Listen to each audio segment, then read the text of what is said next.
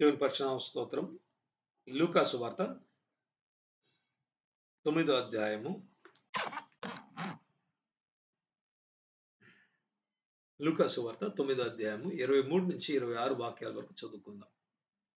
లూకా சுவிசேஷம் 9வது அதிகாரம் 23லிருந்து 26வது வசனத்து வரைக்கும் வாசித்துக் கொள்வோம். யாராவது எடுத்தவங்க వాసిக்கும்படிగా కేట్టుకొలుగరా. తీసుకున్న వాళ్ళు చదవవలసిందిగా కోరుకుంటున్నాను. లూకా సువార్త 9వ అధ్యాయము 23 నుంచి 26.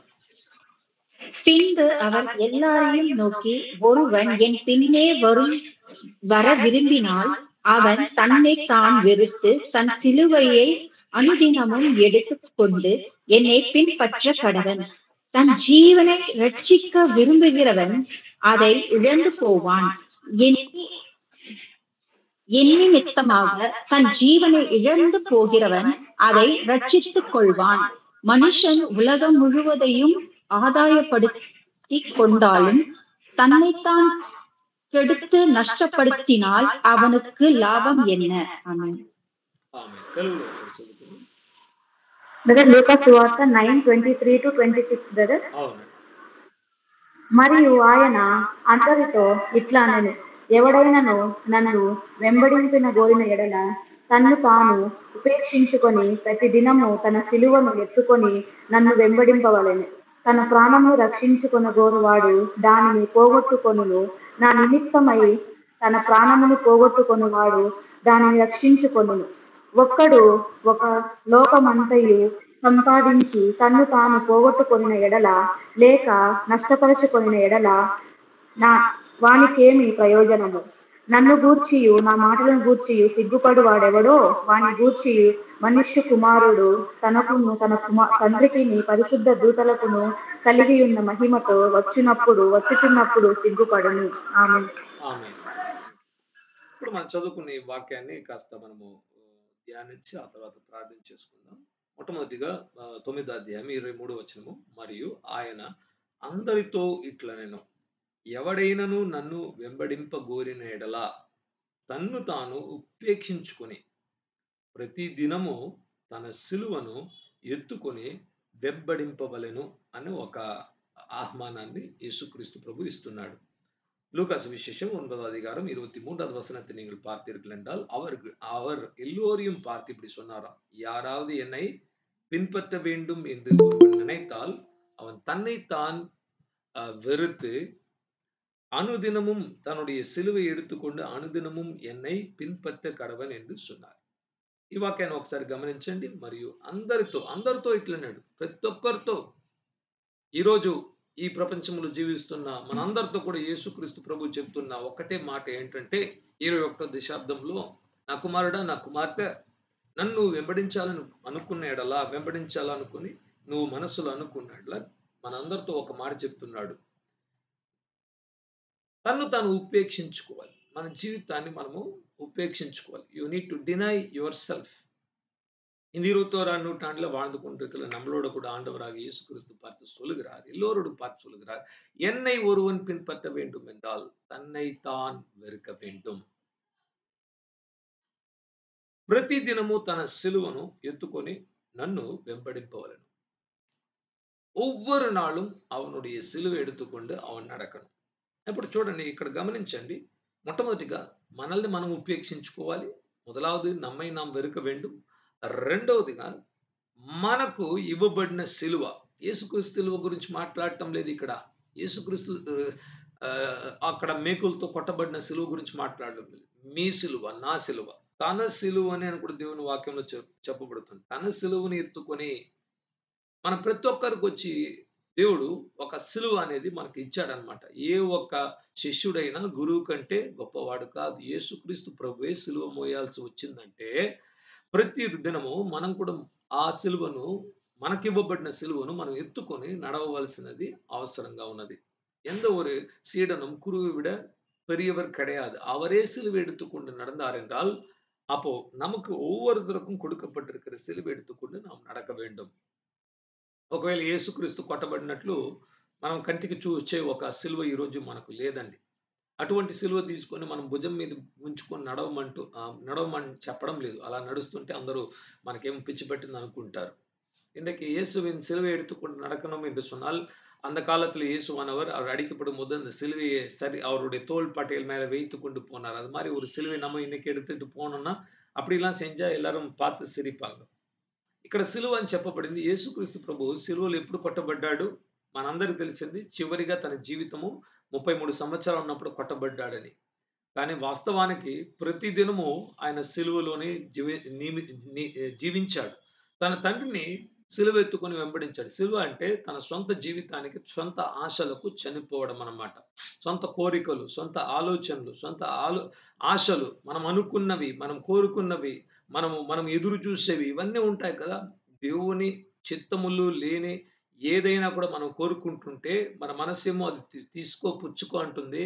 కానీ దేవుడు చెప్తున్నాడు, నా సిలువను తీసుకున్న ఎడల, ఎత్తుకున్న ఎడల వాటికి నిన్ను ఉపేక్షించుకొని, விடுச்சுப்பெட்டி నన్ను வெம்படிஞ்சிரா అంటున్నాడు. ஆண்டவராகிய இயேசு சிலுவை சுமந்தார் என்றால் எப்போ சிலுவை சுமந்தார்? கடைசியில 33வது ஆண்டுல அடிக்கப்பட்டது உண்மை.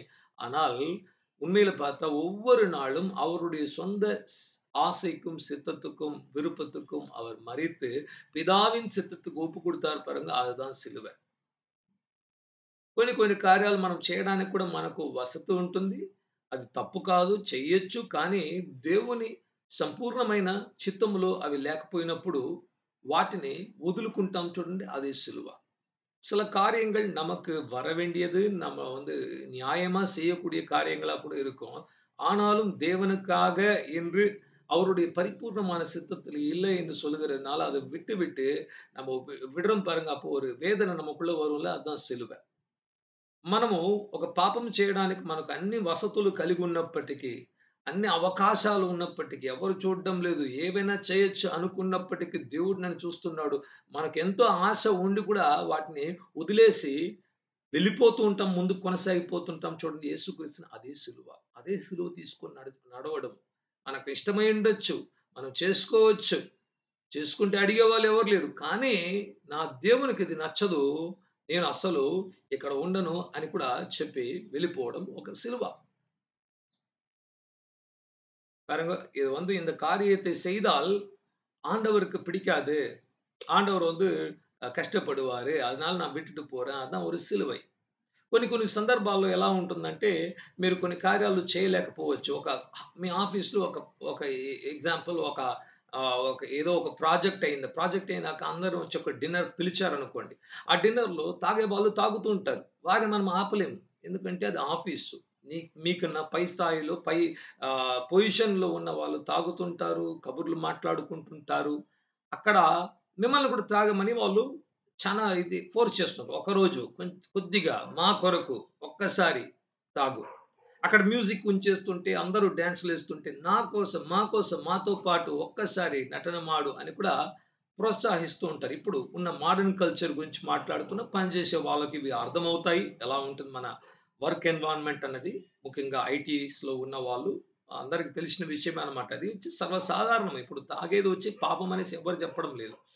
అందరూ కూడా అది ఒక சோஷியல் ட்ரிங்கிங் அன்னట్లు ఇప్పుడు భావిస్తున్నారన్నమాట. இன்னைக்கு நம்ம வேலை செய்கிற இடத்துல பார்த்தீங்கன்னா, ஏதாவது ஒரு ப்ராஜெக்ட் முடிஞ்சிச்சுன்னா, உடனே உயர்ந்த அதிகாரி எல்லாரையும் அந்த டீம்ல இருக்கிறவங்க கூப்பிட்டுட்டு ஒரு டின்னர் குடுப்பாங்க. அந்த டின்னரோட குடிக்கிறவங்க குடிப்பாங்க. மது அருந்துவாங்க.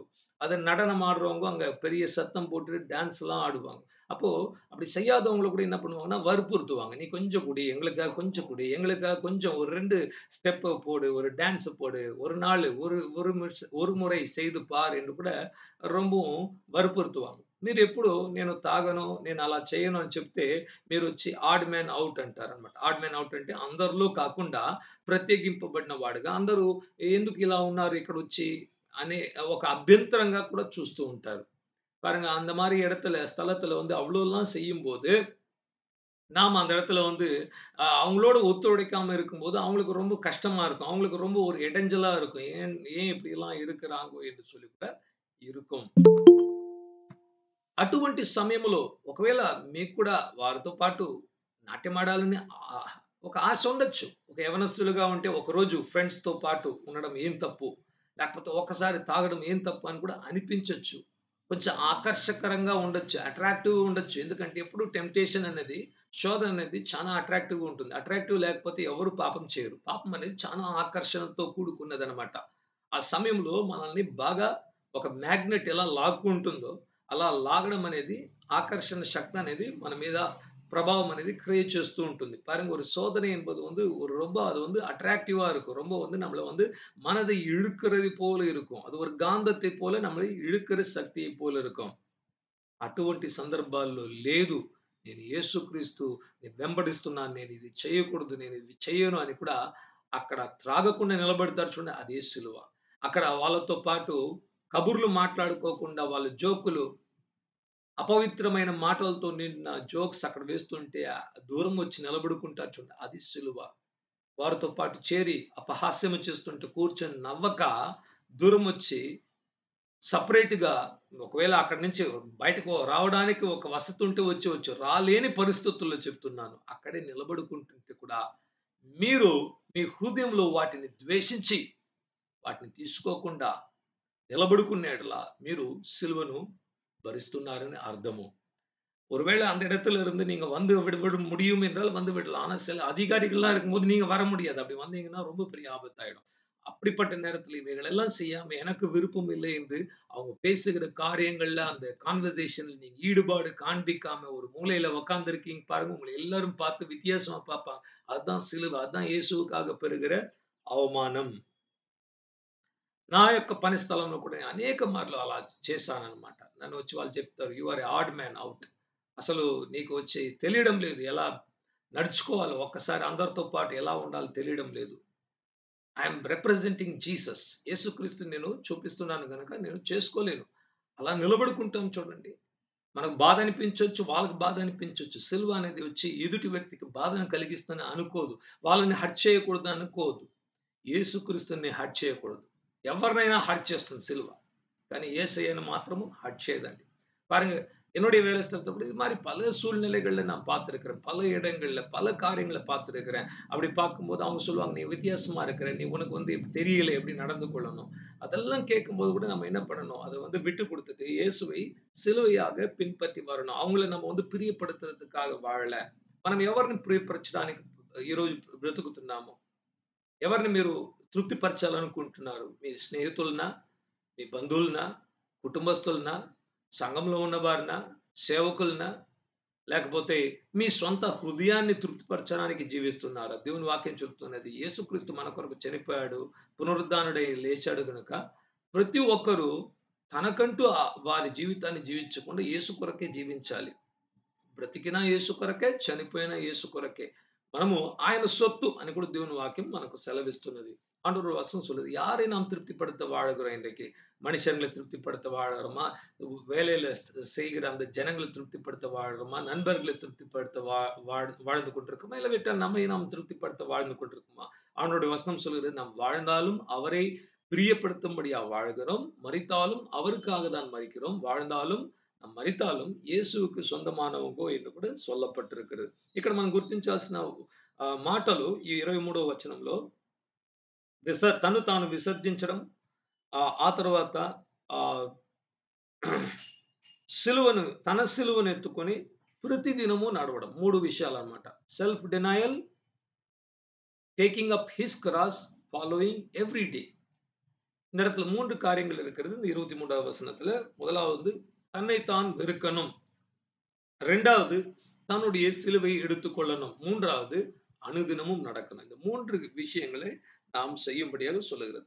24వ వచనం తన ప్రాణమును రక్షించుకొనగోరువాడు దానిని పోగొట్టుకొనును.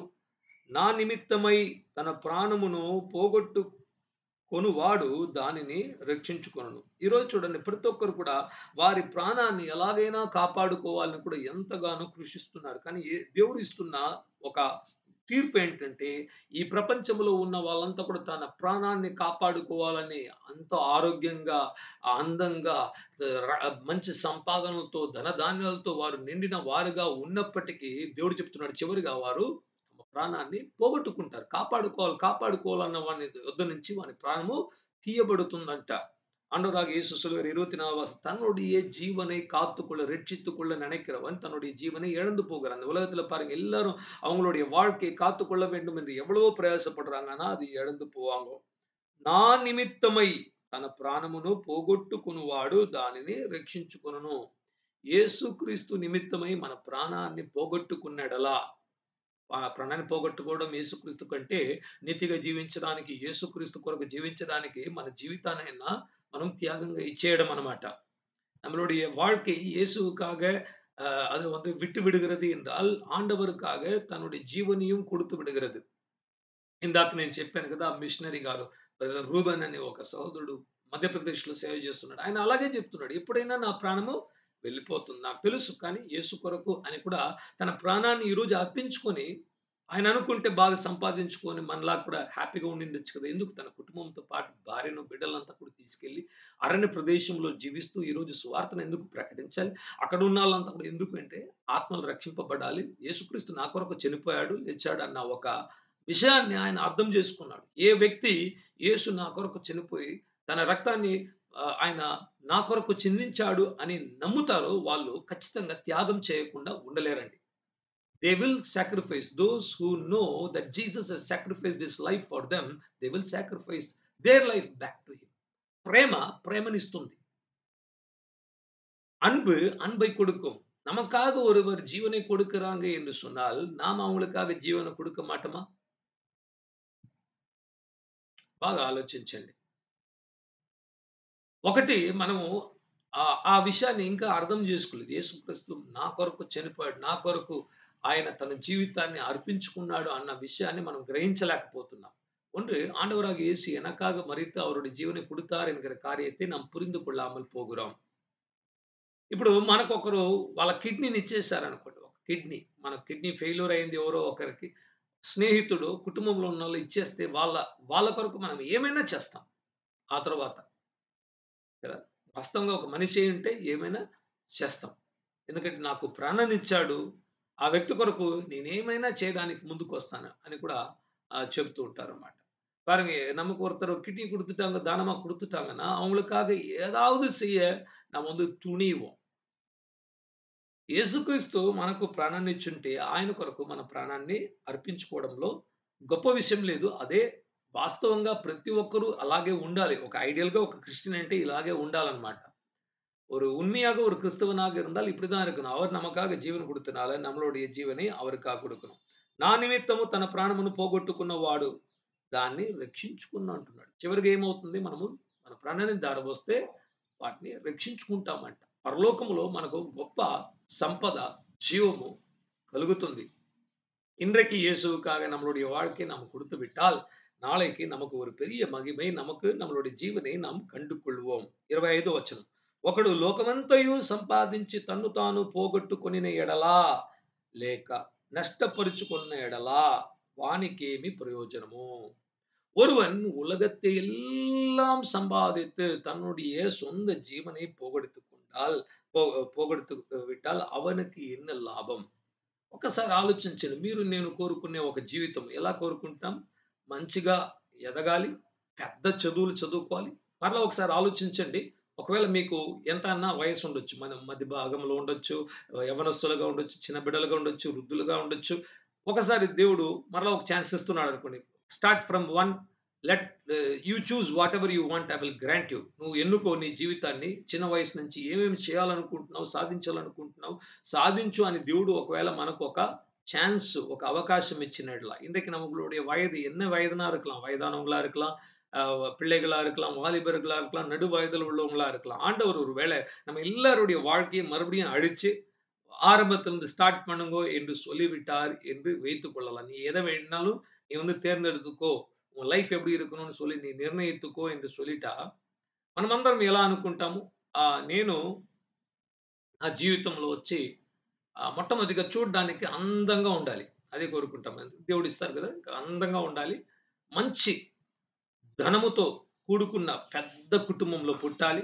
అటువంటి అవకాశం ఇస్తుంటే అక్కడ పుట్టి ఇంకా ప్రతి చదువుల్లో కూడా నేను ఉన్నతమైన చదువు చదువుకొని ఒక పెద్ద పొజిషన్‌లో లక్షల కొలది సంపాదన చేసి నాకని ఒక కుటుంబము, ఒక భార్య, ఒక భర్త, బిడ్డలు అంతా కూడా చక్కగా తగిన సమయంలో అన్నీ జరిగిపోయి, బిడ్డలంతా కూడా బాగా ఎదిగి, వాళ్ళంతా సంతోషంతో, తృప్తితో నిండి, ఆస్తి ఎక్కువగా బహుగా ఆస్తి మన కొరకు మనం కల్పించుకొని, చేసుకొని, దీర్ఘాయుష్మంతుడుగా 100 ఏళ్ళు బ్రతకాలి ప్రభువా అని అడిగితే, దేవుడు వచ్చి గ్రాంటెడ్ తీసుకో అని ఇచ్చేస్తాడనుకోండి. ఎంత బాగుంటుంది మన జీవితం.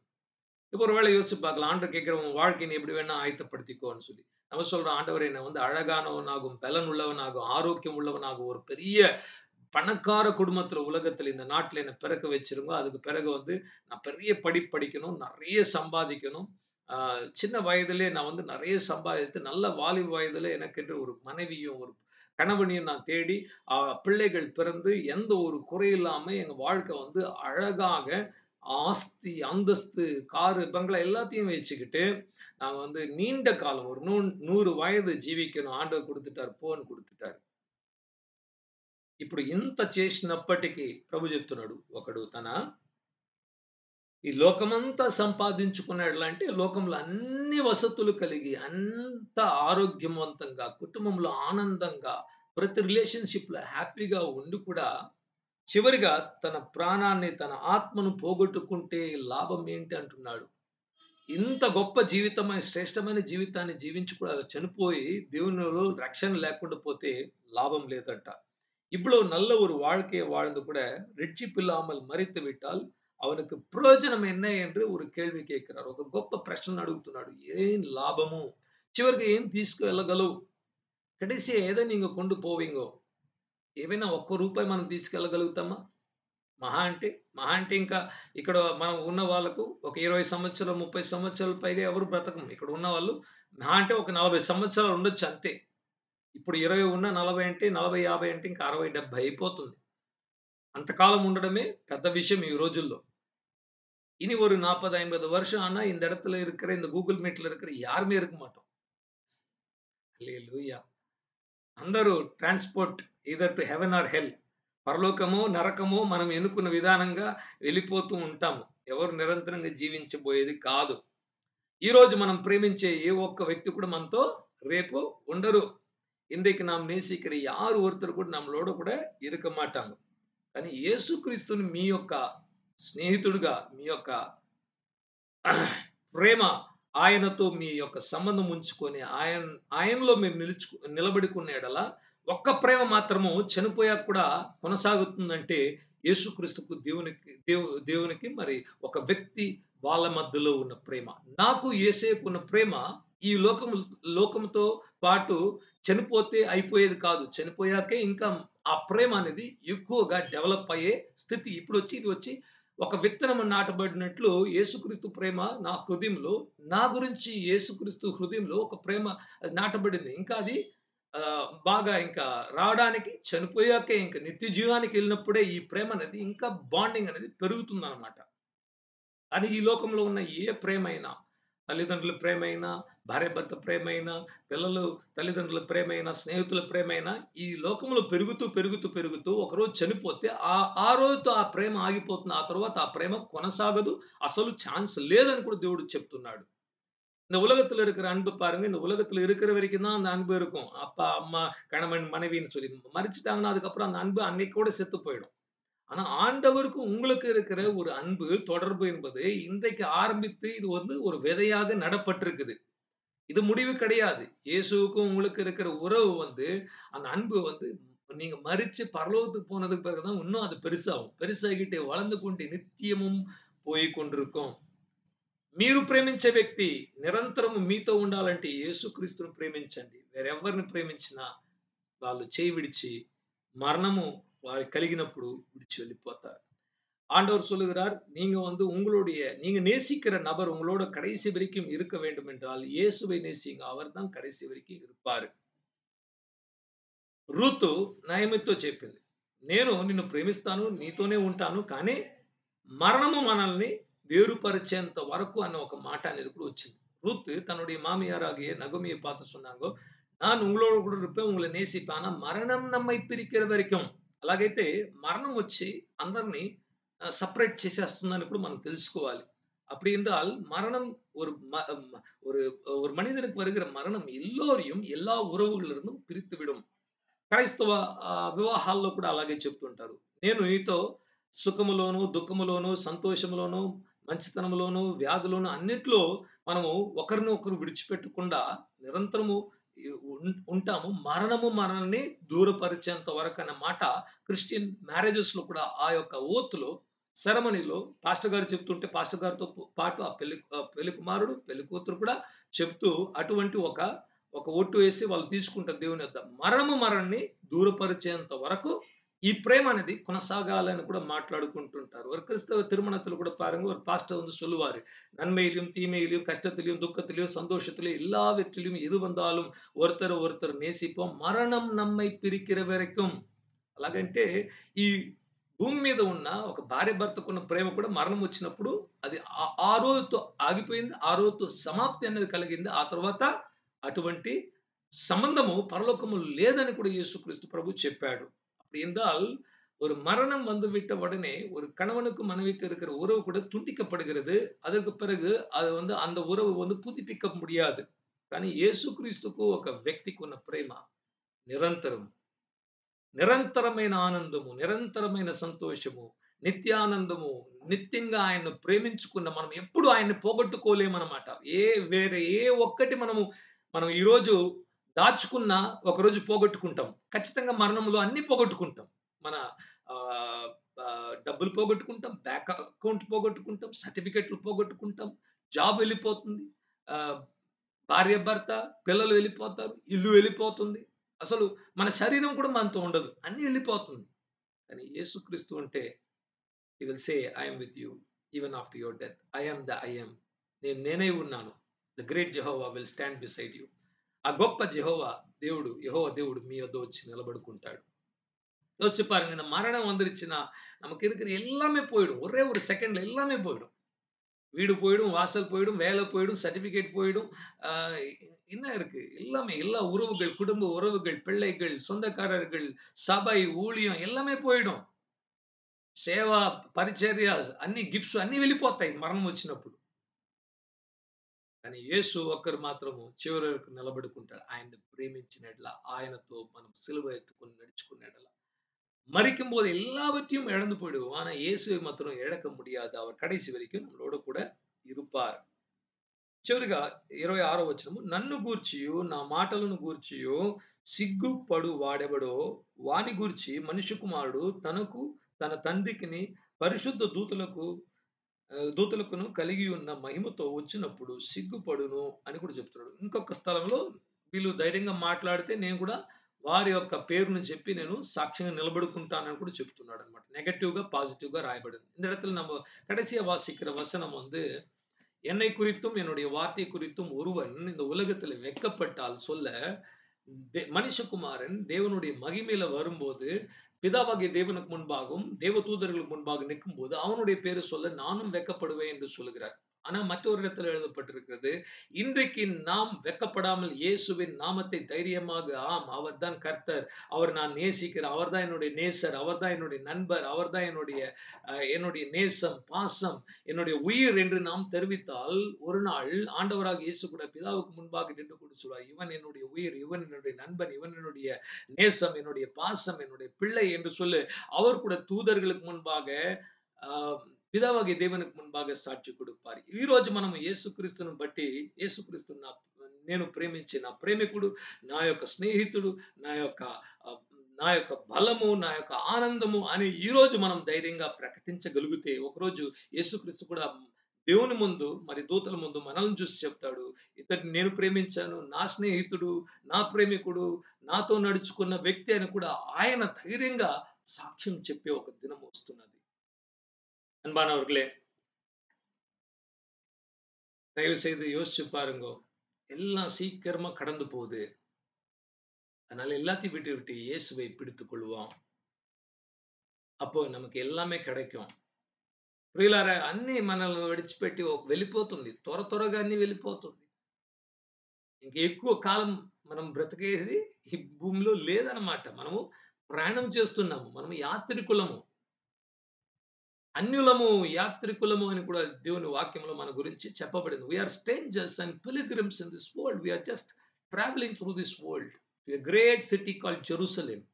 యెరూషలేం అనే మహానగరము వైపు మనము ఈరోజు యాత్రికులుగా మనము ప్రయాణిస్తున్నాము. అన్యులుగా ఉన్నాము. అందుకే ఈ లోకం మనల్ని అంగీకరించడం లేదు. இன்றைக்கு நாம் எல்லோரும் நாம் வந்து பயணம் செய்து கொண்டிருக்கிறோம். அந்நியர்களாகவும் பரதேசிகளாகவும் இருக்கிறோம். ஒரு பெரிய நகரம், மகா பெரிய நகரம், ராஜாவின் நகரம், నిత్య నగరத்தை యెరూషలేమే నోకి పోయి కొண்டிருக்கிறோம். దేవుడు ఇటువంటి ఒక మనస్సును మనలో పుట్టించి ప్రతిదినము మనం సిలువనెత్తుకొని యేసు నామమున కొరకు మనం ధైర్యంగా నిలబడుకొని ఈ జీవిత యాత్రను త్వరగా అది ఎంతకాలం దేవుడు ఇచ్చినా పర్లేదు. 50 సంవత్సరాలు కూడా చాలా త్వరగానే దేవుని చూపులో అది ఒక సెకండ్ లాంటిది.